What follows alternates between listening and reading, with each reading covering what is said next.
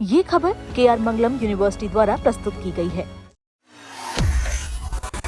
देश में महंगाई की मार झेल रहे लोगों के लिए पेट्रोल और डीजल की कीमतें अब सबसे बड़ी चिंता बनती जा रही है। पिछले कुछ दिनों में लगातार बढ़ती कीमतों ने आम आदमी का बजट बिगाड़ दिया है। हर सुबह लोगों की नजर सबसे पहले फ्यूल रेट पर जा रही है, क्योंकि डर यही है कि कहीं फिर से दाम ना बढ़ जाए। अब सरकार की तरफ से इस मुद्दे पर बड़ा संकेत मिला है। बीते 10 दिनों में पेट्रोल और डीजल की कीमतों में 4 बार बढ़ोतरी हो चुकी है। सिर्फ 15 मई के बाद से पेट्रोल करीब 7.5 रुपए प्रति लीटर महंगा हो चुका है। डीजल के दाम में भी लगातार इजाफा देखने को मिल रहा है।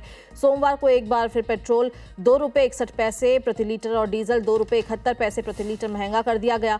दिल्ली में अब पेट्रोल की कीमत 102 रुपए प्रति लीटर के पार पहुंच चुकी है, जबकि डीजल भी 95 रुपए प्रति लीटर के करीब पहुंच गया है। मुंबई, कोलकाता और चेन्नई जैसे बड़े शहरों में भी ईंधन के दाम लगातार बढ़ रहे हैं, जिसका सीधा असर ट्रांसपोर्ट, किराना, सब्जी और रोजमर्रा की चीजों पर पड़ने लगा है। हालांकि अंतर्राष्ट्रीय बाजार में सोमवार को कच्चे तेल की कीमत $100 प्रति बैरल से नीचे आ गई, लेकिन इसके बावजूद घरेलू बाजार में राहत नहीं मिली। और यही सवाल अब लोगों के मन में उठ रहा है कि जब अंतर्राष्ट्रीय बाजार में कीमतें नीचे आ रही है, तो भारत में पेट्रोल डीजल महंगा क्यों हो रहा है। आर्थिक जानकारों का कहना है कि इसकी सबसे बड़ी वजह है वैश्विक तनाव और डॉलर के मुकाबले कमजोर होता रुपया।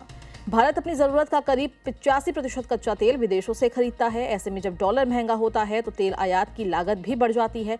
यही दबाव तेल कंपनियों पर पड़ता है और उसका असर आम उपभोक्ताओं तक पहुंच जाता है।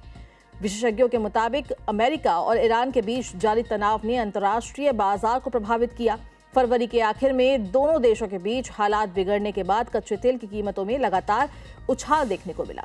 युद्ध शुरू होने से पहले तेल की कीमत $70 से $80 प्रति बैरल के बीच थी, लेकिन बाद में इसमें तेजी देखी गई। अब भले ही कच्चा तेल $98 प्रति बैरल के करीब आ गया हो, लेकिन भारतीय बाजार के लिए ये कीमत अभी भी ज्यादा मानी जा रही है। इसी वजह से फिलहाल पेट्रोल और डीजल के दामों में और राहत मिलने की उम्मीद कम दिखाई दे रही है।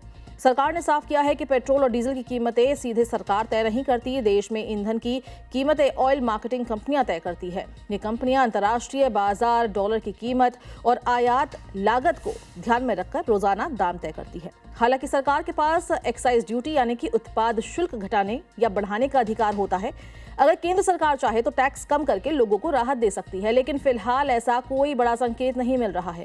वहीं दूसरी तरफ राज्यों की भूमिका भी काफी अहम मानी जा रही है। कई राज्यों में पेट्रोल और डीजल पर 30% से ज्यादा वैट लगाया जाता है। विशेषज्ञों का कहना है कि अगर राज्य सरकारें वैट में कटौती करें तो लोगों को कुछ राहत मिल सकती है, लेकिन चुनौती ये भी है कि पेट्रोल और डीजल पर मिलने वाला टैक्स केंद्र और राज्य सरकारों की कमाई का बड़ा जरिया है। इसलिए टैक्स में कटौती का फैसला आसान नहीं माना जा रहा। जानकारों ने चेतावनी दी है कि अगर अंतर्राष्ट्रीय बाजार में फिर से तनाव बढ़ा या डॉलर और मजबूत हुआ तो पेट्रोल और डीजल की कीमतों में आगे भी बढ़ोतरी हो सकती है। इसका असर सिर्फ वाहन चलाने वालों तक सीमित नहीं रहेगा, बल्कि ट्रांसपोर्ट महंगा होने से खाने पीने की चीजों से लेकर रोजमर्रा के सामान तक सब कुछ महंगा हो सकता है।